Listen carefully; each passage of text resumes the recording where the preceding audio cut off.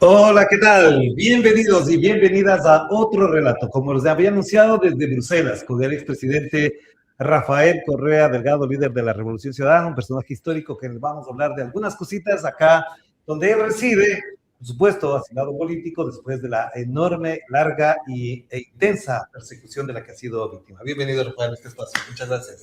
Gracias a ti, Orlando, y qué alegría verte. Bienvenido, ¿no? Muchas Un gracias. A gusto los años que poder nos vemos saludarte. personalmente. Un Sí. gran abrazo y también a través de tu programa un gran abrazo a toda la patria. Muchas gracias. ¿Cómo estás? ¿Cómo vives estos días de verano después del Mundial? ¿Cómo van las Yo mismo cosas? me sorprendo de cómo controlo toda la tensión, cómo manejo, porque hace tiempo, al principio fue muy duro con la traición de Moreno, cuando veía cómo destruía la patria, metían preso a Jorge Glass, me despertaba pensando en Jorge, angustiado.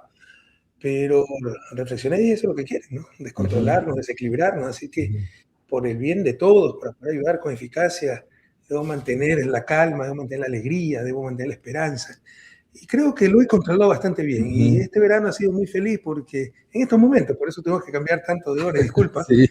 malentendido. Yo había notado que llegabas ayer Sí. y hoy día había planificado salir con mi hija que está de vacaciones, ella vive en Río de Janeiro.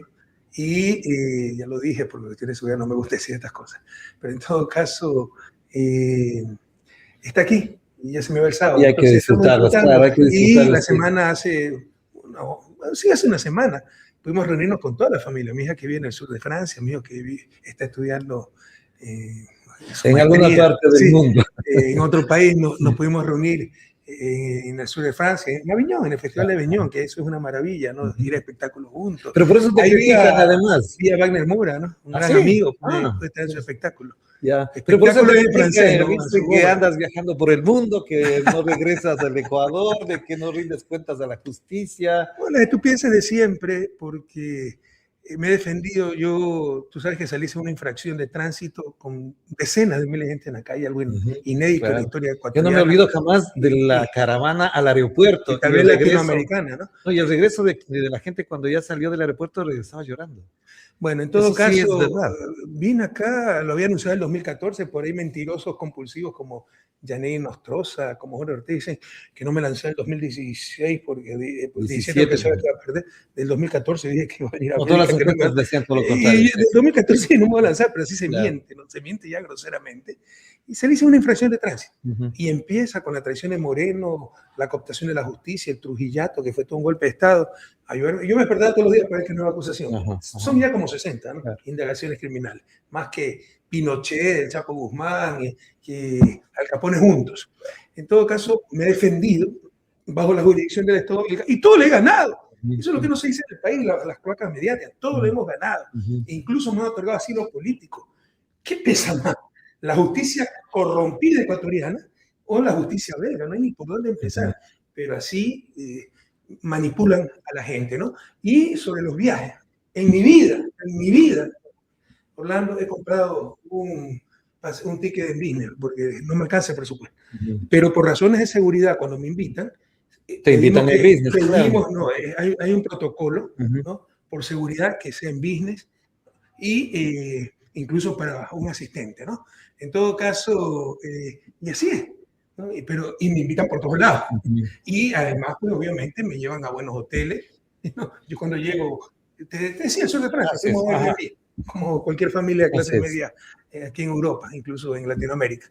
Pero así es la amargura, ¿no? Y así es la mentira, y se vive de eso. Pero tenemos que superar los ecuatorianos, los latinoamericanos y el mundo. Pero Rafael, ¿cómo vive eso? Ya en la intimidad, en lo personal.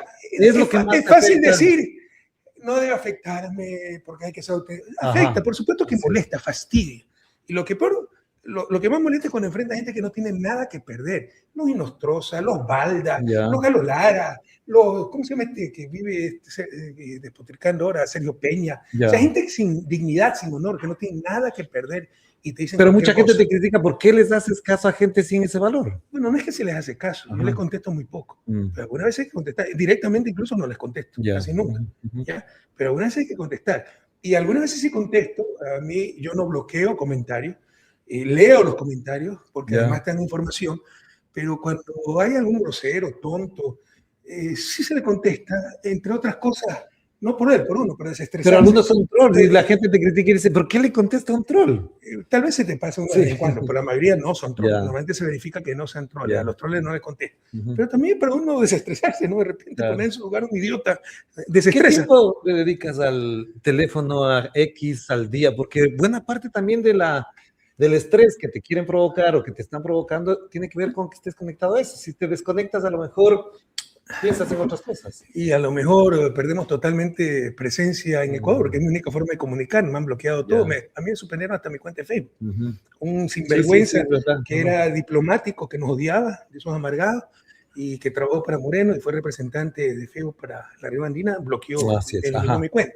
Es la única forma de mantener... Una cuenta que tenía 5 millones de seguidores. Millones, ¿no? La única manera de mantenernos comunicados, de dar líneas discursivas, de dar información. Entonces, yo creo que es muy importante. En todo caso, yo normalmente trabajo en la casa. O sea, cuando no estoy de viaje, por las entrevistas de Rosa Today, porque me invitan a conferencias, a la cumbre del Grupo de Puebla, cumbre de comunicación, tantas y tantas cosas, ¿no? Yo creo, pregúntale a mi la gente asistente remoto en Ecuador. Sí, yo sé. Que coordina mi agenda. Pregúntale, de cada 3 invitaciones aceptaré una. Mira, sobre todo cuando estaba terminando mi libro, que lo puedo terminar en mayo. En todo caso, cuando estoy en Bélgica, básicamente trabajo de la casa, escribiendo, bueno, videoconferencias. Y en la casa viste el mundial. Entonces, cuando paro, ¿no? Me pongo a revisar, pues X, le conté. Además duermo muy poco, ¿no? Antes de acostarme le pego una última revisada, levantarme una última revisada, pero una nueva revisada, pero también leo, etcétera. Entonces, es más o menos una rutina. ¿Y cómo viste el mundial? ¿Solo? No, lo disfruté mucho, porque primero, como había acabado el libro, estaba un poco más libre. Acá son vacaciones, julio y agosto es muerto en Europa. Entonces pude, bueno, eran de madrugada muchos partidos, pero podía pasar esa madrugada a 3 de la mañana, ver jugar a Ecuador, a diferentes equipos. Entonces pude seguir muy de cerca el mundial. Un par de partidos incluso, Bélgica-España, España-Francia. Eran a las 3 de la mañana acá. Me invitó el embajador de España para verlo. No, eso fueron 10 de la noche, 9 de la noche. Me invitó el embajador de España primero a un restaurante con amigos, luego al Instituto Cervantes, habrá sido, ya ni me acuerdo si era Cervantes, ¿ya? Y ahí con toda la barra española, ¿no? Y la final la vi en Aviñón. Y la vi en un restaurante, en una plaza de Aviñón con mucha gente, que todos estaban por España. Yo estaba por Argentina. Me habría puesto muy contento que sea campeón mundial Argentina, pero no me entristece absoluto que sea campeón de España. Es más, creo que es un muy merecidamente campeón, solo recibió un gol en contra. Claro, en todo el campeonato, además.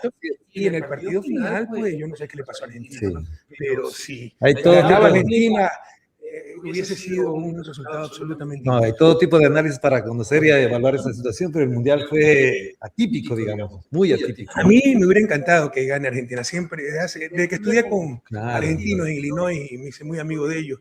Es un país al que quiero mucho, tengo grandes amigos. Entonces, antes apoyaba a la Uriverde, a Brasil. Ahí apoyo a la albiceleste argentina. Sin embargo, no me entristece en absoluto que haya ganado. ¿Y el rol de Ecuador en el mundial? Nunca hemos tenido un equipo tan bueno individualmente. Tan bueno, pero yo lo dije, yo lo vi jugar en Holanda. En Holanda, sí. Y dije, no juega nada del equipo. O sea, individualmente son muy técnicos, pero colectivamente no hay sorpresa, no hay explosión, no hay iniciativa, no hay velocidad, no hay nada. Temo que no me equivoqué, ¿no? Y el partido contra México fue muy mal partido. Desastre completo. Desastre completo.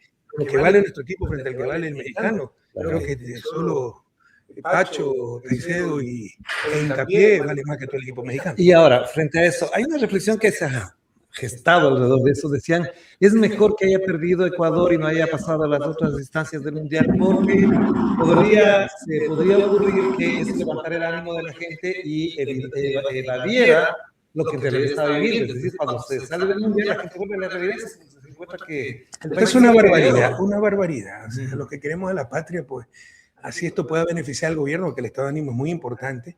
E incluso eso hizo la dictadura argentina, ¿no? Organizó el Campeonato Mundial de Fútbol para desviar la atención, se quedó campeón Argentina y desvió muchísimo la atención de la represión, etcétera.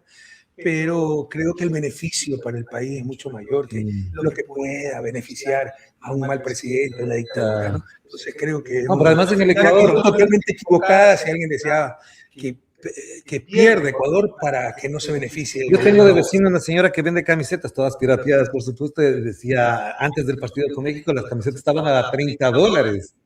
Al otro día las camisetas bajaron a 15 y no se vendían. Entonces también se perjudica todo ese tipo de negocios que hay en el Ecuador.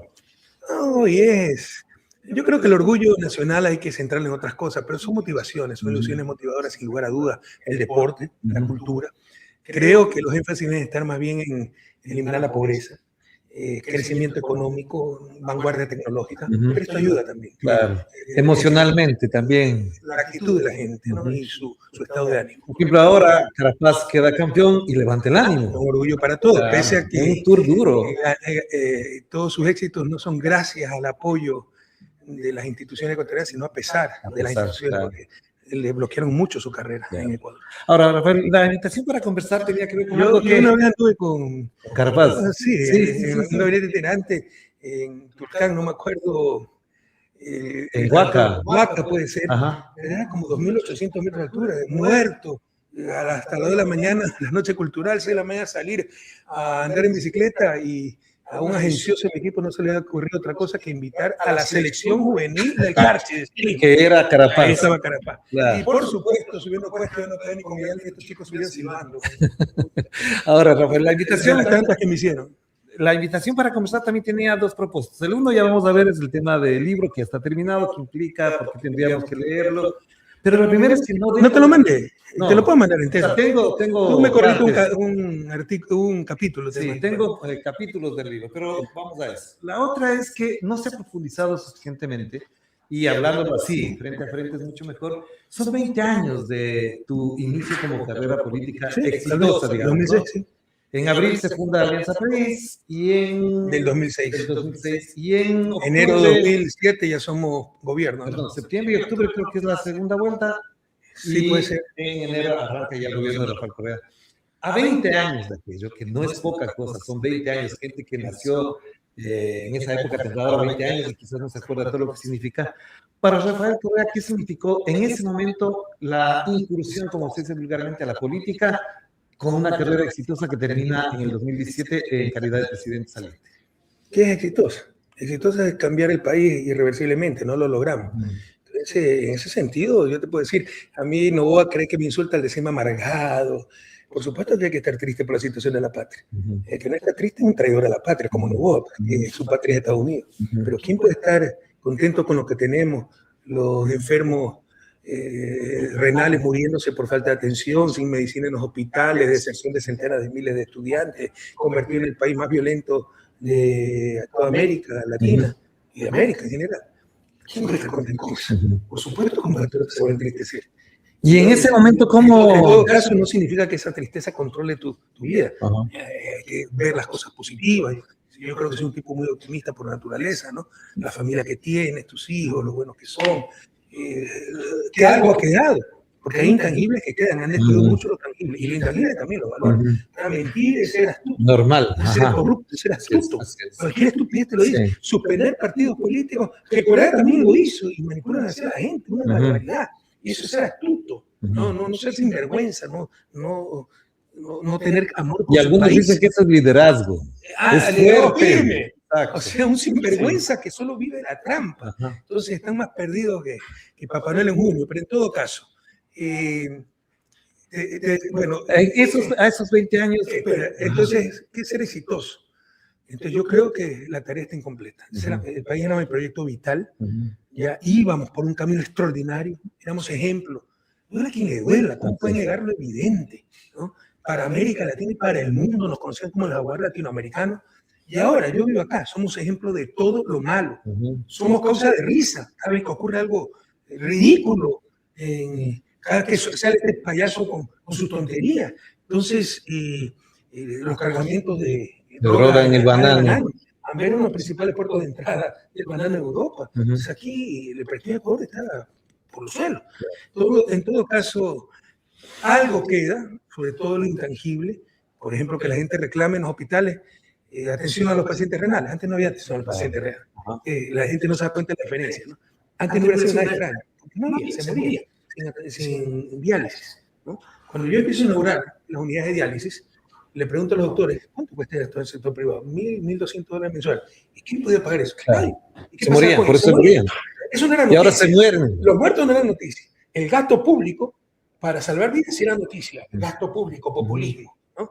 Entonces, son cosas que han cambiado porque la gente está muy consciente de sus derechos. Por supuesto, han destruido muchísimo, han destruido principios, valores. Recuperar la patria va a costar mucho, pero yo tengo la certeza que lo vamos a hacer más temprano que tarde. Entonces, te quería matizar la palabra exitoso. A mí no me importa mi carrera. Nosotros somos alfaristas. Nada para mí, todo para la patria. Todo para ustedes, pueblo que se ha hecho digno de ser libre. ¿No? O sea, lo importante es nuestra tarea, nuestra misión, que es superar 200 años de su desarrollo. Y eso no lo hemos logrado. Pero yo estoy convencido, como creo que en ese momento lo veía, que cuando no participaste como candidatos a la asamblea, en aquel entonces los congresos, etcétera, había una confianza absoluta, una convicción más que confianza de que ibas a ganar. Y después, en cada esa convicción continúa. Exacto. Es cuestión de tiempo. ¿De dónde salió eso? ¿Por qué esa convicción?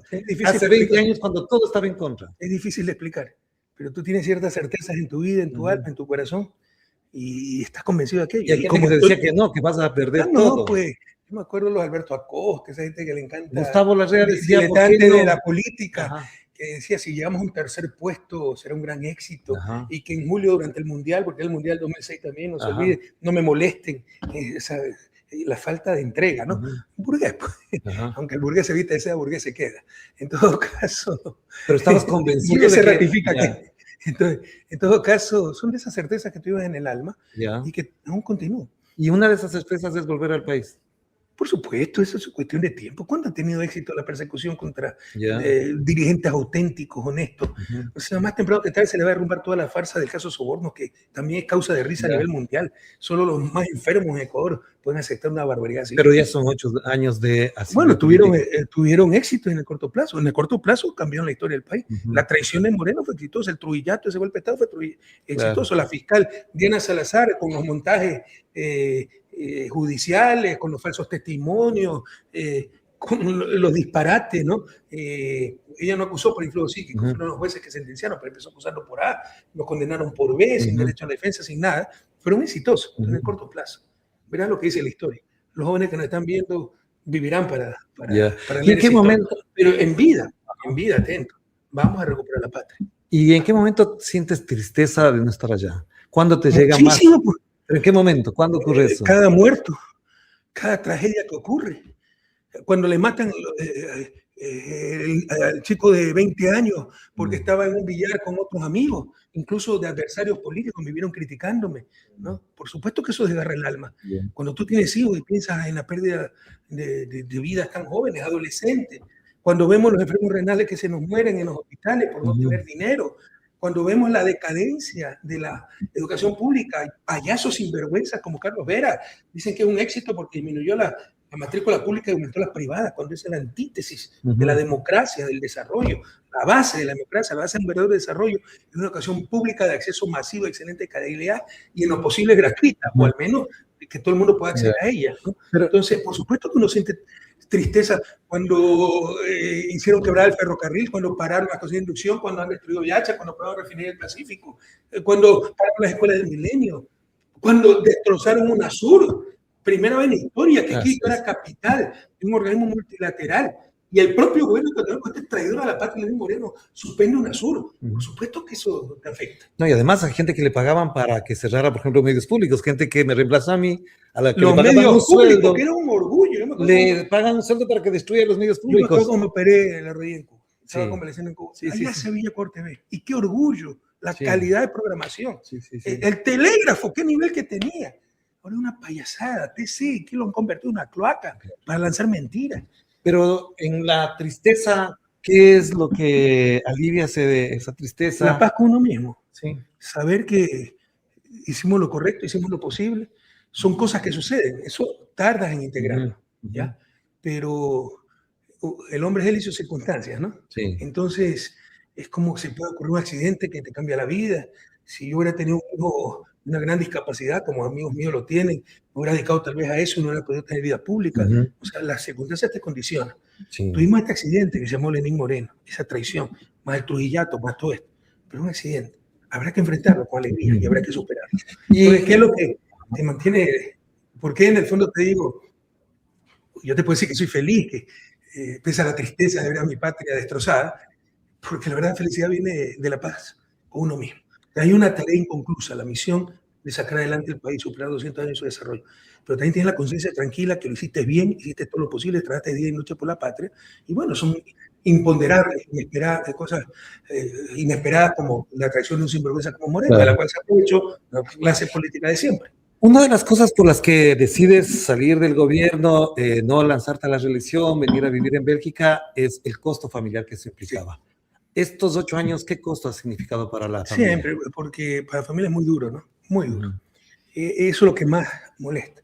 Porque... Por ejemplo, les quitaron la visa a tus hijas. Por ejemplo. Ajá. Y tú crees que eso no tiene repercusiones en su respectivo trabajo. Claro. Y tú ves también la miseria, ¿no? Ahí ves que existe el imperialismo. Me hicieron hasta menores de edad cuando yo era presidente. Suponte que yo sea un corrupto, me sancionan a mí, que además la visa gringa no es ningún certificado de honorabilidad.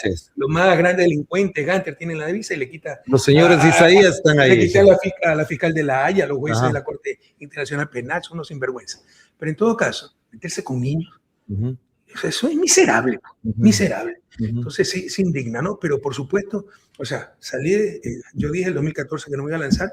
Por supuesto que el factor familiar pesaba mucho, mis 2 hijas ya estaban estudiando en Francia, la familia estaba separada, me pasó muy rápido la niña adolescencia de mis hijas por estar entregado totalmente al gobierno, entonces sí quería recuperar un poco el tiempo perdido y unificar, unir nuevamente a la familia, darle un poco de paz. Pero yo te insisto, por más que se diga, sí, eso queda bonito en los textos, ¿no? En los lugares comunes, no, con la conciencia tranquila, no importa lo que digan, no, sí importa, vives en una comunidad, te molesta. Y mucho más de una comunidad. Traficante, terrorista, exacto, hable mal de tu familia, insulte todos los días. Y para gente que no está acostumbrada a eso, como mi esposa, que es europea, más aún puede afectar, ¿no? Sobre todo una sociedad tan interconectada, tan en online todo el tiempo. Y creíamos, después de haber trabajado día y noche 10 años, con total honestidad, con total entrega, con competencia, con capacidad, dejábamos al país un pedestal, el esplendor de la República. Ecuador vivió el esplendor de la República con la Revolución Ciudadana. Que bueno, que me iba a permitir ser expresidente. Además no imaginábamos la persecución que íbamos a tener y la traición de Moreno.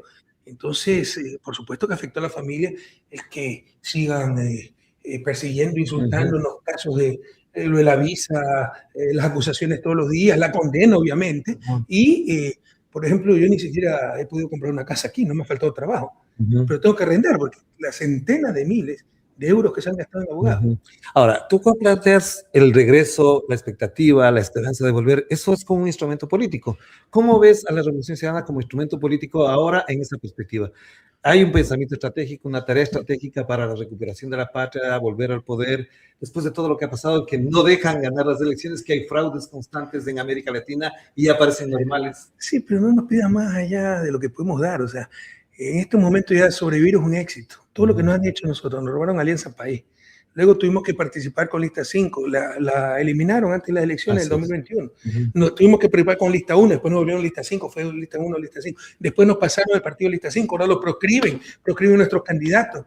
O sea, ya sobrevivir es un éxito, pero nos piden que tengamos pensamiento estratégico. En un momento dado hay que aguantar nada más, hay que resistir y luego ir a la ofensiva con estrategia. Pero ¿cómo estaría para ahora la Revolución Ciudadana? Con todo vamos a ganarle. O sea, lamentablemente, obviamente, las sinvergüencerías que han hecho, proscribir la Revolución Ciudadana por una denuncia confidencial, tú no sabes ni de qué te acusan. Sin que ley. Además fue febrero y hasta ahora no pasa nada. Algunos puntos dicen, pero sí, es su propia ley, porque el artículo 374 dice, numeral 3, dice que el fiscal puede solicitar sanción cuando realice una investigación previa, sí, cuando realice, no cuando inicie. La sanción es cuando se demuestra el delito. Consulta con chat, GPT, no hay ciencia en eso. La sanción es cuando se demuestra la infracción y no hay medidas cautelares, es decir, una medida de cárcel o de proscripción para evitar daños mayores. Eso no existe a nivel electoral y es después del debido proceso. O sea, no hay donde perderse. La ley es correcta, la ley es buena, la ley es clara, pero con sinvergüenza y la complicidad de cierta prensa es imposible que alguna ley o institución, por buena que sea, funcione. Métanse esto en la cabeza, Orlando y jóvenes que nos escuchan. Sin personas virtuosas no existen instituciones virtuosas. Siempre podrán hacer trampa. Que el Consejo de Participación Ciudadana, que hay que eliminarlo, que no el Congreso, que no uno, sino bicameral, hagan lo que le da gana. Mientras seamos tan tolerantes con la trampa, mientras tengamos la caterva de sinvergüenza que tenemos, con el aprecio de cierta prensa y de odiadores, que sus principios son en función de a quién convienen o a quién perjudican. ¿no? Entonces, no habrá institucionalidad que funcione. En todo caso, con todo eso, ya sobrevivir es un éxito. Y vamos a ganar las próximas elecciones, lamentablemente. Nos han golpeado y no podemos presentar candidaturas en todos los cantones, en todos los territorios donde hubiésemos podido presentar en condiciones normales. Pero lo vamos a presentar en los sectores clave, en los territorios claves, principales provincias, principales capitales provinciales, principales ciudades, y lo vamos a derrotar. El gran derrotado será el gobierno. Yo ponía un tuit que si bajo ese argumento de Noboa y del aparato judicial de persecución que tienen a la Revolución Ciudadana se la persigue, por eso al Partido Social Cristiano le debían haber clausurado hace tiempo atrás. Es una hipocresía tal, claro. Pero lo que ha dicho Pipo Chavarría, lo que dice el negro Willy, nosotros financiamos la campaña Noboa, ahí no pasa nada. Y de repente Santiago Díaz, un acusado de violación, ¿ya? Que nos pidió ayuda, y dijimos, tienes que responderte a la justicia, esto es muy grave, ¿ya? Y se vendió a Noboa, lo tienen en la cárcel 4, no es que lo tienen de anaranjado, rapado, como aquí Álvarez, como Jorge Glades, en la cárcel, no, lo tienen en una cárcel especial. Entonces empieza a echar lodo con ventilador sin ninguna prueba. Y se agarran de eso para proscribir nuestros partidos, que tampoco era contra la Revolución Ciudadana, era contra Luisa González, contra mí. Y una denuncia confidencial incluye a la Revolución Ciudadana. Y no sabemos ni de qué nos defendemos, de qué nos acusan. Pero no existe ley, no existe ley para suspender un partido. De hecho, y lo hacen. Entonces, en esas circunstancias, te insisto, ya sobrevivir, poder participar, lo que vamos a participar, ya es bastante. Pero además lo vamos a derrotar. Porque además la presidenta de ADN estuvo vinculada a un caso de narcotráfico. Pero eso te iba a decir. Obviamente. Y con eso, de eso se agarran para proscribir a la Revolución Ciudadana. Después, para proscribir amigos por contagio. Porque como la Revolución Ciudadana va a participar con amigos, entonces también es amigo. Y los escándalos de ADN, los escándalos de Noboa, las acusaciones del propio negro Willy, las acusaciones de Pipo Chavarría, nosotros financiamos la campaña de Noboa, no pasa nada. No pasa nada. Pero entonces, si van a ganar, no quiere decir que con eso regresa al poder la Revolución Ciudadana. Tú has dicho varias ocasiones, y creo que coincidimos mucho en eso, que para transformar la patria no basta con ganar una alcaldía o 20 alcaldías, es tener el poder. Y eso se va a poder construir desde las alcaldías, en alguna medida. No, eso es el Chapa del 2029. Y a Noboa lo derrotamos en el 2025, nos robaron las elecciones. Que correr ridículo, la tinta mágica. Bueno, era suficiente que abran las urnas para ridiculizar. Pero es tan evidente, ¿por qué no abrieron las urnas? Claro. Si ganas con más de 1 millón de votos, ¿qué tienes que temer? Si ganas con 20.000, bueno, vas a temer de que se pueda virar el resultado. Pero si ganas con más de 1 millón de votos, como dijeron que había ganado, ¿qué tienes que temer? De hecho, vas a disfrutar contar nuevamente los votos. Donde yo voté, ganaba Luisa González. Cuando suben el acta, pierde Luisa González con 80 votos. Pido el acta y no me la dieron. ¿Por qué no abrieron las urnas? Porque saben que perdieron, que hicieron trampa. Y lo de la tinta es real. Y lo pudimos reproducir el proceso. Y tenemos un video en Chile donde se vio. Este voto era para Luis y pasó donde Noboa. Y si querían ridiculizarnos, pero aniquilarnos, era tan sencillo como abrir la urna. No abrieron una sola urna. Es demasiado difícil. Y por eso tampoco. En todo caso, se lo derrotó en 2025.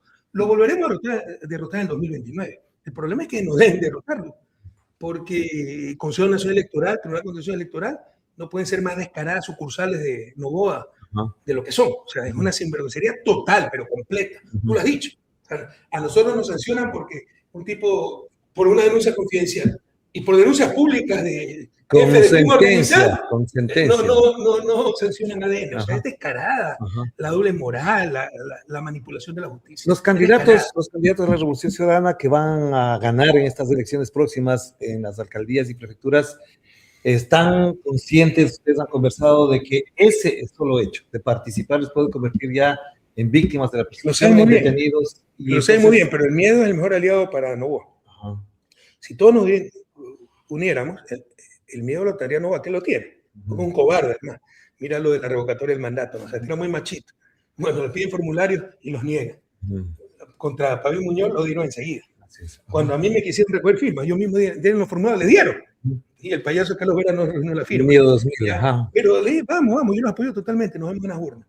Entonces, ahí sabe quién es quién. Este cobarde, con sus empleados en el Consejo Nacional Electoral, boicoteó ese derecho constitucional de los ciudadanos de pedir la revocatoria del mandato por evidente incumplimiento. Pero en todo caso, por supuesto que están conscientes que se vuelven objetivos políticos y que les van a hacer de todo. Pero el miedo es el mejor aliado de Noboa. Si todos nos unieran sin miedo, ¿no? Ya Noboa o estaría controlado dentro de los límites constitucionales o estaría, no solo en su casa, preso, porque el tipo es un delincuente. Ahora, esto que menciono tiene que ver con esta gran discusión que se desató hace pocas semanas atrás, y no fueron más de 3, no sé si sea menos, de la famosa unidad. ¿Hasta dónde puede llegar la Revolución Ciudadana con un proceso de unidad, de participación con otras fuerzas políticas? Que yo decía en mi comentario, y lo voy a repetir cuantas veces necesarias, incluso si es que es necesario unirse con el Partido Social Cristiano, habría que hacer, porque este momento es una situación difícil. Ahora ha salido Osvaldo Hurtado a hablar mal también de Daniel Noboa, es decir, la unidad con quién podría ser. La unidad en función de un objetivo concreto, juntos pero no revueltos, porque nosotros nacimos contra esa gente. ¿No? Nacimos contra el Partido Social Cristiano que controlaba el país, acuérdate, lo saqueaba. Contra Osvaldo Hurtado y su democracia cristiana que quebró el país con Maguad, con el mismo Hurtado, con Lazo, que era una extensión de democracia cristiana. Entonces, jamás podemos legitimar a esos partidos. Pero obviamente, si hay objetivos valiosos, nos podemos unir. Por ejemplo, 1 o 2 objetivos en este momento. La revocatoria del mandato de Noboa. Él denunciar al mundo que se vive una dictadura, ¿no? Y por si acaso, con el que menos resistencia habría tal vez, con el Partido Social Cristiano, que es un partido razonablemente institucionalizado, muy antiguo, ¿ya? Además, ha sido derecha, nos ha insultado, ha sido parte de saqueo, pero ha sido más o menos coherente, consistente con su ideología. Pero unos creen que porque alguien se dice izquierda debemos ser cercanos a ellos. O sea, hay una izquierda que es impresentable. Claro. Es un mercader de la política. De hecho, son los cheerleaders de Trujillo. Acuérdate que en ese Consejo de Participación, que era absolutamente inconstitucional, que sirvió solo para destrozar al país, para perseguir, estaba Luis Maca, el fundador de la CONAIE, ¿no? Entonces, con cierta izquierda a la esquina. Pero en cierto momento hubo esa posibilidad. En el 21, para elegir las autoridades de la Asamblea Nacional, conversaron con Guillermo Lasso, con Jaime Nebot, evidentemente Guillermo Lasso traicionó. En ese momento no había como una necesidad de unirse democráticamente para dos o tres. Eso te digo, una cosa es unirse por objetivo, otra cosa es legitimar. Deberíamos de pasar el COVID. El gobierno de Lenín Moreno ha sido desastroso, el país en recesión, decenas de miles de muertos por haber repartido los hospitales, que ha quedado en total impunidad. Por supuesto que no es un gobierno que había ganado democráticamente. Decirle, mire, cuente con nuestro apoyo para todo lo que sea positivo para el país. Y prefirió pactar con Guadalupe Llori a nuestras espaldas, ¿no? Y ahí estaba Jaime Nebot, y hablamos con Jaime Nebot, y hablamos con Guillermo Lasso. ¿Qué receptividad había de ellos para una unidad en este plano, en esta dimensión de la que estamos hablando? Guillermo Lasso estaba entusiasmadísimo de la unidad, ¿no? Nebot es más experimentado, pero de todos modos más serio además, ¿no? Pero hablamos y nosotros nos enteramos por las redes sociales que había pactado con Pachacuti y no había traicionado. Tenía una mayoría de gente seria en función de un programa por la patria, no por Creo, no por Social Cristiano, ni ellos por nosotros, por la patria, ¿no? Pero en todo caso, o sea, por el país, por el bien común, tú alguna vez tienes que comer cemento. Claro. Peor aún en las circunstancias que estaba el país. Otra cosa es que legitimes esos movimientos y que han sido parte de la tragedia de la patria. Todos esos movimientos aplaudieron el Trujillato, que era absolutamente inconstitucional, fue un golpe de Estado que destruyó al país. Te planteo esto porque la idea general de una posible unidad bajo determinados aspectos siempre va a ser considerada de la derecha sin el correísmo, o en contra del correísmo, o en contra de que Rafael Correa vuelva. ¿Cómo valorar entonces eso? Pero ahí tú ves pues, la falta de espíritu democrático auténtico, lo corruptos que son y los cobardes. Porque vénzame en absurdo, no nos venzan con trampa, con sentencias por influjo psíquico y tantas tonterías. Yo te he dicho muy claramente, podemos unirnos por objetivos específicos, como en el 2021, un nuevo gobierno que nadie dudaba de su legitimidad democrática, nos había vencido en las urnas por estrecho margen, pero había vencido, necesitaba mayoría en la asamblea, el país estaba destrozado por el COVID, decenas de miles de muertos en recesión. Bueno, nosotros lo apoyamos en función de un programa, en función de una agenda para sacar adelante al país, pero no en función de que hay coincidencias ideológicas, ni mucho menos. Y eso es lo que no se entiende, sobre todo con las supuestas alianzas de la izquierda y los cheerleaders, los entusiastas que siempre, hay que unirnos toda la izquierda. No toda, a nivel electoral, político electoral, no toda alianza suma. Hay alianzas que re, Únete con cierta izquierda y por cada voto que te das pierdes 10. Y segundo, ya no es solo ideología, que además no es que tienen ideología, son mercaderes. Gustavo Narra, ¿qué ideología izquierda tiene? Hasta agencia de así, ese sinvergüenza. Es cualquier cosa, es mercader de la política y el eterno perdedor, ¿no? Pero no es solo ideología, son principios. Pues. O sea, se lo he dicho 10.000 veces. Yo me siento más cercano a alguien de derecha con principios que alguien de izquierda sin ningún valor. Pues. Y hay una izquierda sin valores, un mercader de la política. Y este momento, ¿quién de la derecha sería? Jaime Nebot, que has tomado distancia. Jaime Nebot, incluso no seamos ingenuos.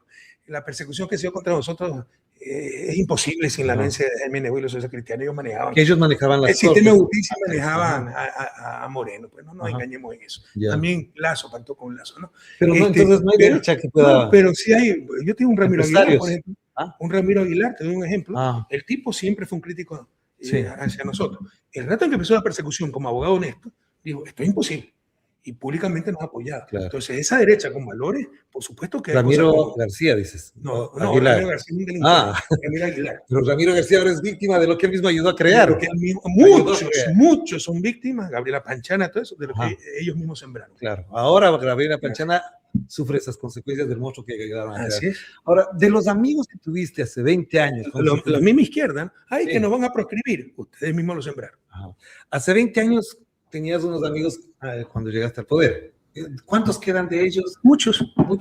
Ricardo Patiño. ¿Y cuántos quedaron fuera por cualquier cosa? Algunos, pero es un proceso natural, se quedan en el camino. Mira la Revolución Cubana, mira tantos procesos históricos. Eloy Alfaro. Pero, por ejemplo, Alberto Acosta fue de los primeros en irse, ojalá que se vaya y no vuelva, ¿no? Porque él está para gritar lo suficientemente fuerte como para no pasar de moda y lo suficientemente débil como para no cambiar nada, porque está bien acomodado como está. En todo caso, algunos se fueron quedando en el camino, pero hubo mucha gente que en el proceso, al ver lo que lográbamos, se incorporó. Hubo oportunistas, como tú decías al inicio de esta entrevista, Alianza País se creó en abril 2006, en 2007, enero, ya éramos poder. Entonces, muchos no tenían afinidad con Alianza País, sino con el poder. Cuando nos traicionó Moreno, fueron los primeros en irse con Moreno, pero los que quedaron eran los auténticos. Y en este proceso, se ha ido sumando mucha gente que ya está arrepentida, que dice, sí, jugamos mal, nos equivocamos. Lo que da pena es que si volviera a pasar, muchos de ellos volverían claro. Y no aprenden de la historia. Aunque no sean necesarios nombrados, pero a los que consultas antes de tomar una decisión. Amigos. Sí, mucho, yo consulto mucho. Sí, por supuesto. Para las decisiones de la Revolución Ciudadana, no basta con el buró. No, por supuesto. Ayer tuvimos una reunión de más de 3 horas. ¿Ya? Entonces ahí se discute muchísimo y son discusiones muy profundas. Porque normalmente lo que se dice acá estoy medio solo en ese sentido, ¿no? Pero cuando estaba en Ecuador consultaba muchísimo. Porque una de las cosas que siempre se ha discutido, y alguna vez conversamos de eso, todavía en la presidencia de Rafael Correa, fue la decisión del buró de apoyar la candidatura de Lenín Moreno.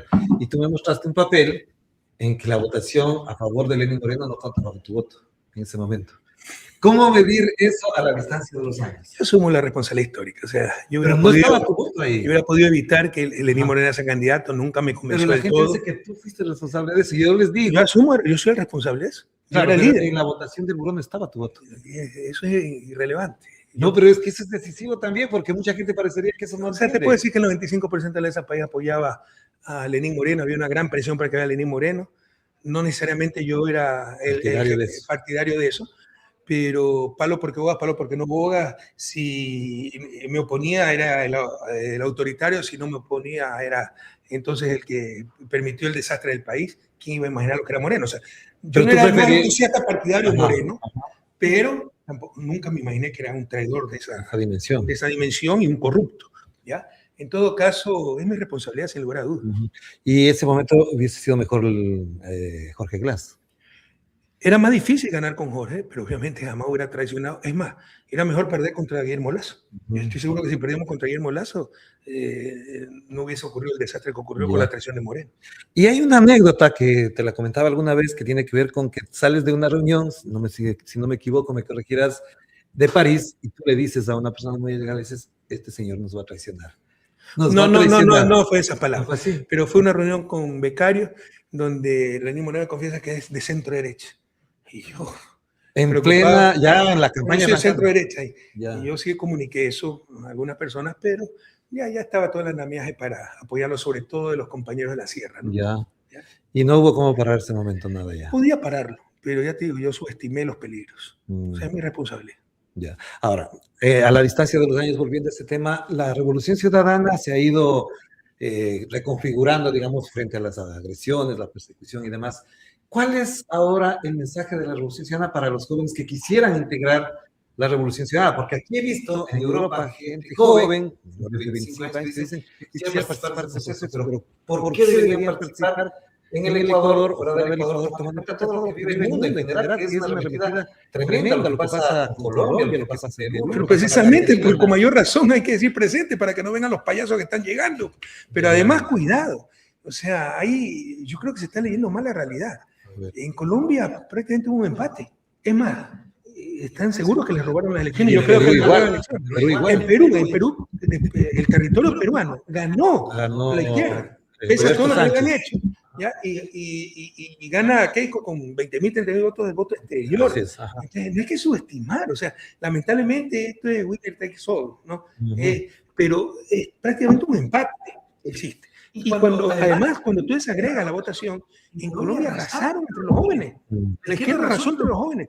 En Francia, con Mélenchon, Jean-Luc Mélenchon, la izquierda, arrasa entre los jóvenes. Nosotros, hay un mito urbano que Noboa ganó con los jóvenes. Lo arrasamos. La diferencia está en el segmento. Y las encuestas del día de hoy dan cuenta de eso, de que la población hasta los 37 años rechacen un 82% a Noboa. Hay muchos factores para la esperanza, ¿no? ¿Y por qué a los jóvenes decir que se involucren en política pese a toda la porquería que se está viviendo, los peligros, etcétera?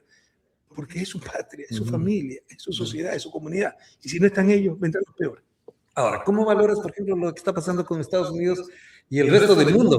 A Pablo Iglesias le incluyen en una lista prácticamente de terrorista, con todo lo que implica ser señalado por Estados Unidos. A ti no te dejan entrar a Estados Unidos, no tienes vista. Y no solo eso, me quisieron levantar un complot, ¿no? Pipo Chavarría declaró que fueron a verlo. ¿Para qué declarar? Reimber lo fue a buscar a Málaga. Le enviaron un mensajero de la Embajada de Estados Unidos para que me acuse a mí. Mi idea fuera totalmente distinta si hacía eso, Pipo Chavarría. Pero esto que está haciendo Estados Unidos parece una ofensiva que no tiene límite. Yo creo que el mundo está un poco loco en ese sentido. Es un lugar común, decir, nunca antes se ha visto. Yo sí te puedo decir con convicción que al menos en muchas décadas no se ha visto lo que se está viendo ahora. El mundo al revés, ¿no? Cualquiera es un señor, cualquiera es un ladrón, como el tango Cambalache. Entonces, los que están en los archivos de Einstein, los que están acusados de agresión sexual, gobiernan el mundo. Esos son los que persiguen a los líderes que nos arriesgamos todo lo que tenemos por servir al bien común, por servir a nuestras comunidades. Entonces, pero esto va a cambiar, o sea, Estados Unidos tiene que reserva moral. Un payaso como Trump no lo va a aguantar todo el mundo. De hecho, está muy mal en las encuestas, ¿no? Los propios republicanos, pueden haber esos trogloditas como hay en América Latina, pero también el republicanismo democrático, respetuoso de derechos humanos, los demócratas. Entonces, no va a cambiar de los países periféricos o desarrollados, va a cambiar desde el primer mundo, de Europa, de Estados Unidos, porque existe reserva moral y la gente está harta. Aquí, Estados Unidos, el prestigio está destrozado. ¿Qué dejaron Estados Unidos? Porque estas tierras las liberó Estados Unidos en la Segunda Guerra Mundial. Junto con Rusia. No, Rusia fue frente oriental, no llegó hasta estas tierras. Aquí eran los gringos. Para ellos los libertadores eran los gringos. Ahora es un desprestigio de Estados Unidos sin precedentes. ¿Por qué te digo esto? Porque parecería que en noviembre, en las elecciones de medio término, término medio, como les llaman allá, parecería que se podría reconfigurar la situación política. ¿Eso afectaría, cambiaría la situación? Sí, claro, si pierde con mucho margen Trump, incluso pueden hacer un impeachment, y hay razones para hacer el impeachment, y hay otras figuras constitucionales, el propio vicepresidente puede decir, este tipo está incapacitado para gobernar y empieza un proceso de reemplazo, ¿no? Tiene esa salida en la democracia estadounidense, como la democracia ecuatoriana. La revocatoria, la muerte cruzada, que bloquea todo, pero Estados Unidos tiene más institucionalidad. Entonces, incluso puede haber impeachment para Trump, porque, ya te digo, hay reserva moral en Estados Unidos, y ya no lo aguantan este tipo, además, aventura tras aventura, deshonestidad tras deshonestidad, por ejemplo, la incursión en Venezuela, la guerra contra Irán, y mientras tanto, cada vez que iba a bombardear, compraba acciones de petróleo a bajo precio, bombardeaba, subía el precio del petróleo y vendía las acciones relacionadas con las empresas petroleras, y así ha multiplicado su fortuna este sinvergüenza de Trump, como lo ha hecho Noboa, de hecho, es un ladrón que se robó $70 millones, y no sé cómo la sociedad ecuatoriana tolera eso. Sí, sus alzamanos aprueban una ley inconstitucional que ha sido inconstitucional. No, alzamanos no la aprueban. El tipo aprovecha y emplea en el SRI para perdonarse $70 millones en multa, que no viene de nuestro gobierno, viene de antes, nunca pagó. Y 2 días después la Corte Constitucional declara inconstitucional la ley. El robo perfecto. ¿Cómo hecho, tolera eso a la sociedad ecuatoriana? Novoa es un ladrón ecuatoriano, por el amor de Dios. Y el día de ayer le dice a Aquiles Álvarez que se llevó 60 millones que eran de los ecuatorianos. Y su hermano es el que practica esa triangulación, Petro Novoa. Vaya, vean cuánto facturó, ¿ya? En pocos meses de su empresa, y cómo compraba una empresa ridícula tanta cantidad de combustible para venderle a precio no subsidiado a ciertas industrias. Una pregunta que se me estaba quedando de la anterior pregunta, digámoslo así, fue esta vinculación de Lenín Moreno con el caso Sinohidro, INA Papers, que ocurre ya todo después de que salió, etcétera, etcétera. ¿Se te quiere involucrar también ahí? ¿Así? ¿Cómo así? Porque dice Lenín Moreno, en la intervención que tuvo en la Fiscalía y en los medios con Carlos Guerra, dice, el que gobernaba y decidía los contratos de la Correa. Sí.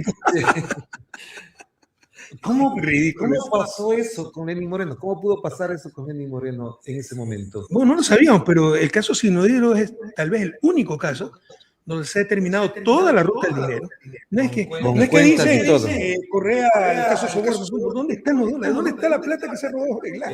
Ellos sí tienen. Aquí está todo identificado. La cuenta que abrieron primero en Bermuda, Barbados, qué sé yo. Luego en Panamá, una compañía española, ¿no? En un paraíso fiscal. Luego abrieron una cuenta en el Balboa Bank de Panamá. Ahora fue comprado por un banco costarricense, me parece.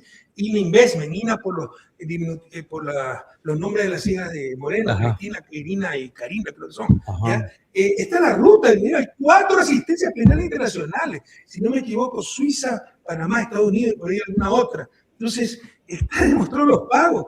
Ay, no, es que a mi hija le pagaron cualquier artista. Por unos cuadros. Sí, tal vez la que está en Barcelona y la que está en Naciones Unidas, la que estaba en Washington, ¿por qué le pagaban también? ¿Por qué le pagaban a su hermano? ¿Por qué compraban muebles? ¿Por qué compraban un departamento de Alicante? ¿Por qué compraron cartera de cocodrilo? ¿Por qué compraban tickets aéreos? $1 millón que le han traspasado estos sinvergüenzas. Sus testaferros, que son Masconto Patiño y Miguel Macías creo que se llama, es el yerno, ¿no? Entonces, no hay vuelta que darle, ¿sabes? No hay por ningún lado. Es tal vez el único caso donde se ha descubierto toda la ruta del dinero y todo apunta a Moreno y su familia. Y ahora debería ser condenado. Por supuesto, pero lo van a condenar. Pero el pacto es, insulta a Correa y te mando arresto domiciliario. Mira que han pedido menos de 6 años. 6 años. Sí. A mí por $6,000 de préstamo deposito en mi propia cuenta. Sí. Dijeron que era soborno. Primera vez que alguien tan idiota en soborno lo deposita en su cuenta del Banco del Pacífico, que es banco público, ¿no? Y que lo paga hasta el último centavo. Claro. Entonces, a 8 años por infraucidio. Este sinvergüenza, que se ha contabilizado más de $1 millón para su familia, ¿no? Y que el robo fue inmenso, le piden menos de 6 años. ¿Qué van a hacer? Condenado, lo mandan a arresto domiciliario por su edad y 2 años ya sale. Claro. En todo caso, quedará para la historia, el corrupto siempre fue. Para ir entonces al otro tema, el del libro de Rafael Correa, se va a presentar en diciembre. 1 de diciembre me ofreció la historia. En España. No te puedo decir el país porque puede generar. Ya. ¿Por qué se ha demorado tanto Rafael Correa en escribir? Buena pregunta. Porque si dejabas de usar el Twitter, a lo mejor te acababa antes. No, pues el Twitter era cuando ya no podía. Tú sabes que esa labor intelectual es que, con todo respeto, de labores manuales, hacer una cómoda, arreglar un carro que puede estar 8 horas y sigue al día siguiente. ¿Estás inspirado o no estás inspirado? Tienes los elementos, tienes los 3 horas y ya no puedes más. Tienes que salir a andar en bicicleta. En invierno no se puede andar en bicicleta, tienes que jugar ajedrez, alguna vaina, hacer para cambiar el chip, ¿no? En todo caso, ayer justo te digo en esa reunión. Y me dio risa porque estamos discutiendo el mayor problema que vamos a tener es cómo informar a la gente dónde están nuestros candidatos. ¿Por qué? Porque va a estar en la lista, por decirte, qué sé yo, XX. 17 para alcalde, pero en la 28 para prefecto, en las 4 para concejales, ¿no? ¿Por qué? Porque esa es la trampa del gobierno, ¿no? Tenemos que buscar espacios donde nos den. Entonces, en nuestra estrategia, sobre todo Vinicio decía, no, pero esto, presidente, va a ser como, acuérdate, cuando arrasamos, teníamos mucho menos apoyo todavía. En el 19. El apoyo es muy alto. Era tus podcasts con los candidatos, y eso identificó quién era nuestro candidato, y mira, que arrasamos. Y me empezó a recordar todo lo que hemos hecho, entonces los podcasts. Eso fue en el 2019, cuando ganó Leonardo Rolando y Paola Pavón. Y Marcela Guiñaga, 8 prefecturas y más de 50 alcaldías.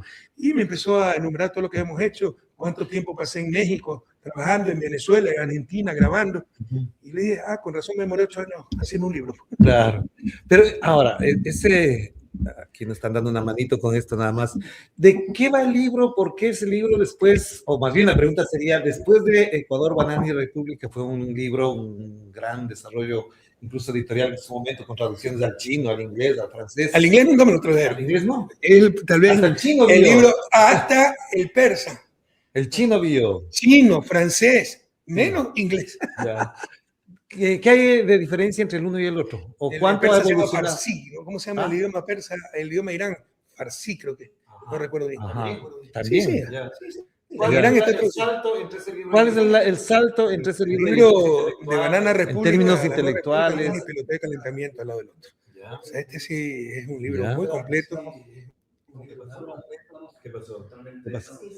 ¿Qué pasó? ¿La transmisión? ¿En dónde? ¿En la transmisión? Porque acá en TikTok estamos bien. Porque acá en TikTok estamos bien. Entonces, Nani Peloteo de calentamiento, te decía, este libro de Banana República tendrá 160 páginas. El nuevo libro tiene más de 800. Mucho más completo. De hecho, Banana República fue una compilación de artículos. La idea original de El Enigma del Desarrollo era discursos que tenía, también hacer una compilación, desarrollar un poco más. En verdad cambió todo, totalmente, ¿no? Cuando te metes en obra empieza a cambiar muchísimo. Es un libro muy profundo, no es solo el caso ecuatoriano, hay obviamente ejemplos del caso ecuatoriano, pero asiáticos, africanos, europeos, coreanos, es mucho más complejo, es totalmente distinto. Creo que hace una importante referencia para la izquierda moderna latinoamericana y para relanzar el pensamiento desarrollista latinoamericano. ¿Qué es una izquierda moderna para Rafael? ¿Qué es una izquierda moderna para Rafael? ¿Qué es eso? Porque algunos dirán cualquier cosa, pero la izquierda... La izquierda, o sea, la izquierda que lucha por la justicia, que mantiene esos principios de la izquierda histórica, que nació para evitar las contradicciones socioeconómicas, pero que no cae pues, en los errores de una izquierda dogmática clásica. Por ejemplo, un error garrafal fue negar el mercado. El mercado ni siquiera es ideológico, se lo apropió la derecha y dejamos que se lo apropie. El mercado es un fenómeno asociado a la modernidad. Toda sociedad moderna es especializada. Sea especialización en intercambio. Si intercambio se llama mercado. Otra cosa es el mercado libre. Otra cosa es el mercado que domina la sociedad. El mercado libre, ¿no? Pero irse contra el mercado es un absurdo. Sistema de precios son señales importantes para asignar recursos. Lo que hay que hacer es poner al mercado en función de la sociedad, no la sociedad en función de la sociedad. Esas son las grandes diferencias de la izquierda moderna y los errores históricos que cometió cierta izquierda. Negar cosas como el mercado, de lo que yo negar pude, cosas como la democracia. Pero de lo que pude ver de los primeros borradores, para llamarlo así de alguna manera, hay unos 2 o 3 factores que son claves que están impidiendo ese alumno es la información y el otro también. Bueno, esa conclusión me va a hacer que no salgan del libro, voy a hacer spoiler. Pero yo pongo, o sea, digo, pero esos son factores que se han mira, discutido en la izquierda. Mira, la decisión de hacer el libro fue en el 2014, cuando leí White Nation Fell, ¿Por qué fracasan los países? De Asimov y Robinson, ganaron el premio Nobel en 2024, Johnson, no me acuerdo, el otro, no me acuerdo el nombre del tercero, pero el libro es de Asimov y Robinson. Cuando yo leí eso, que tiene unos ejemplos históricos maravillosos, de unas conclusiones totalmente distorsionadas, porque solo quieren demostrar aquello de lo que ya están convencidos y son neoliberales. Entonces, cuando yo leí eso, dije, yo puedo hacer algo igualmente malo. ¿Ya? Y me decidí hacer el libro para contestar ese libro, ¿por qué fracasan los países?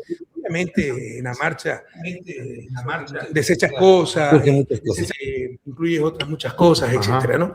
Entonces, ¿qué pasó? ¿Estamos desconectados o no? Este no está funcionando. Ya. Y un micrófono ya se está muriendo. Entonces, eso no se acabó. Pero sigamos. Ya, sigamos ahí. No, este ya está apagado. Es por eso. Bueno, temas de la tecnología que no importa ahorita. Que estamos hablando de la tecnología. Entonces, siempre son los lugares comunes, ¿no? Las instituciones es la clave. Asimov y Robinson son institucionalistas, por eso ganaron el Nobel. Pues el rol es la escuela institucionalista, la conozco muy bien, ¿no? Porque yo tenía profesores institucionalistas en Illinois. En un momento dado yo me creí institucionalista, pero después dije, por ahí no va. ¿Por qué? Porque pon la institución que quieras en Ecuador, no va a marchar. El problema es más de fondo. ¿Ya? Otro dice la tecnología. Bueno, la pregunta ¿por qué? En el caso de instituciones, ¿por qué la misma institución funciona en el país A y no en el país B? La tecnología. Bueno, si es de acceso público, ¿por qué ellos acceden a esa tecnología, la aplican y nosotros no? No, entonces es, qué sé yo, Los equilibrios macroeconómicos. Bueno, ahí no hay ninguna ciencia. ¿Por qué no mantenemos equilibrio macroeconómico? Esas son las causas cercanas, consecuencias más que causas. ¿Cuáles son las causas remotas? Y bueno, va a ser spoiler, ¿no? Me está dañando la conclusión del libro, pero es lo que llamo el trípode del desarrollo. La estructura de poder. América Latina nunca ha tenido una estructura de poder para el bien común. Estados Unidos fue un país muy igualitario. Lee, por ejemplo, a Alexis de Tocqueville, Democracia en América. Muy igualitario. Lo que más me sorprendió fue la igualdad que existía. Con igualdad, ¿no? Tienes los similares problemas y las decisiones colectivas son mucho más racionales para el bien común. Eso nunca tuvo América Latina. Nunca hemos tenido una estructura de poder para el bien común, lo cual ha producido, como decía un pensador boliviano, estados aparentes, solo para unos cuantos, no para el todo. Lamentablemente conductas, y eso también, a diferencia con la cultura anglosajona. Por ejemplo, los anglosajones no te toleran la mentira. En América Latina muchas veces aplauden. Bueno, ahora están soportando a un mentiroso como Trump. Pero no la soportan, ese es el problema. Ya están llegando a su límite, la capacidad de organización. Esas son palabras mayores de América Latina, organizar a América Latina. La unidad, o sea, 13 colonias inglesas se unieron, ahora son 50, la unidad más perfecta de la historia de la humanidad. Nosotros éramos 8 divisiones políticas administrativas españolas, ahora son 18 países hispanoamericanos. O sea, nos atomizamos en vez de unirnos, ¿no? Entonces, ahora, la conducta tiene que ver hasta con la psicología. Y la psicología es diferente, pero puede ser mitigada, matizada, incluso condicionada por la cultura. Entonces, la segunda parte del trípode es la cultura. Y hay valores en la cultura latinoamericana, pero también grandes antivalores. Resistencia al cambio. En los pueblos indígenas ves que es una antología de la resistencia al cambio. Cuando desde la revolución industrial puedes definir el desarrollo el progreso como cambio constante. No sé si te has dado cuenta. El velero, la carreta, o sea, el transporte tirado por animales, ¿ya? Eso se inventó hace 5.000 años. Si tú llegabas antes de la revolución industrial, veías un velero, claro, mucho más sofisticado, pero el principio era básicamente el mismo, lo ibas a entender. La carreta era más sofisticada, la diligencia, pero lo ibas a entender. Pero después de la revolución industrial, ese tipo que vio hace 5.000 años amaba entender un ferrocarril, pero un avión, pero un submarino, pero una nave espacial. Entonces, el cambio es vertiginoso. En todos 200 años la humanidad ha cambiado más que en los 5.000 años anteriores a la revolución industrial. Entonces, y las sociedades que han tenido éxito no han sido las más fuertes, han sido las más flexibles. Y nosotros tenemos todo un culto a la resistencia. No es conservar nuestras costumbres, no, es al cambio, resistir al cambio. Es más, hay un doble discurso. Queremos cambio, pero que cambien los demás, yo no cambio nada. Pues si nadie cambia nada, ¿cómo cambia? La solución la tenemos en el libro a eso. No tengo soluciones. Algunas veces, o sea, para el cáncer puede ser que no tenga solución, pero hay que decir aquí está el problema. ¿Me explico? Entonces, la segunda parte es la cultura. Y la tercera parte es la información. Si todo te distorsiona, si todo te manipulan, ¿cómo tomas las correctas decisiones? Pues mientras no haya adecuada información, no saldremos de su desarrollo. Ahí tengo 2 o 3 preguntas finales. ¿Y el próximo libro cuál es? Bueno, sí, porque de este libro ya tenía planificado hacer un segundo libro que es el sistema latinoamericano, porque una de las claves del éxito de Estados Unidos fue lo que llamaron el sistema americano, muy parecido al estructuralismo, un siglo antes. ¿Y cuál es la diferencia? Que lo aplicaron bien, nosotros aplicamos más. El estructuralismo tenía muchos aciertos, por ahí tuvo un par de errores garrafales, que los detectaron a tiempo, pero fue pésimamente implementado por cuestión de organización, por muchas cosas. Los gringos lo implementaron bien. Por ejemplo, proteccionismo para la industria infantil, la base del estructuralismo. ¿Ya? Entonces, le llamaron sistema americano. Entonces, yo quiero relanzar el sistema latinoamericano, incluyendo una nueva organización regional. ¿Qué tiene que ver la OEA? Ir a discutir nuestros problemas a Washington. Es un absurdo. Volver a la integración regional latinoamericana, la integración latinoamericana. Pero del libro salió material, por lo menos, para un libro adicional, que le quiero llamar Los pilares y el arte del desarrollo. Pilas los editores que estén atentos a ese libro. Porque no es solo técnica el desarrollo, es arte. ¿Cuál es la rentabilidad de un monumento? ¿Por qué hacer un monumento o no hacerlo? Claro. Y eso es lo que no entienden los libertarios, los neoliberales, todos lo miden crematísticamente, económicamente. Bueno, hay cosas que no tienen un valor monetario, pero tienen un gran valor social. Claro. Si no, no existieran monumentos. Pues. En Bruselas hay 4 o 5 monumentos que son muy visitados y parecería que a nadie le importa. Bueno, alguien podría decirte, tiene apoyo turístico, la rentabilidad turística. Incluso si no tuviera rentabilidad turística, ¿por qué hacer un monumento? La otra pregunta que siempre me queda pendiente es... No te olvides nunca, ¿cuál es la rentabilidad de los monumentos? Exacto. Ahora, ¿por qué no ha vuelto a dar clases Rafael Correa? Bueno, sí, no me he afiliado a ninguna universidad. tuve propuestas, algunas las boicotearon. En la Universidad de Ginebra le mandaron cartas insultantes al rector para que no me contrate. Otras propuestas las he rechazado porque es tan imprevista mi agenda, tan complicada, que de repente te amaneces y está proscrito tu partido, tienes un nuevo juicio, que un narcotraficante va a involucrarte como su cómplice, que para mí es casi imposible tener un compromiso permanente con una institución académica. Sin embargo, esporádico he tenido mucho, ¿no? Por ejemplo, en la UNAM, en México. ¿Cuándo fue la última vez que lloró Rafael Correa? No he llorado estos 8 años, porque me hice la promesa de no derramar una lágrima hasta derrotar a estos sinvergüenzas.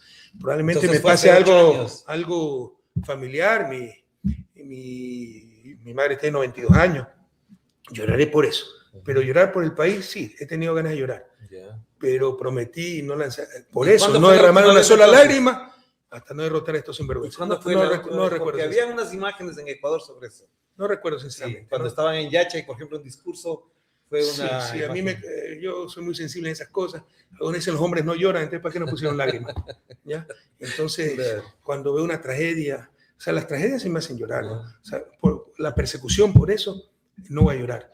Muchas veces estoy al borde de las lágrimas por lo que le he hecho a Jorge Glass, pero he dicho, por Jorge, no voy a derramar una sola lágrima hasta vencer a estos sinvergüenzas.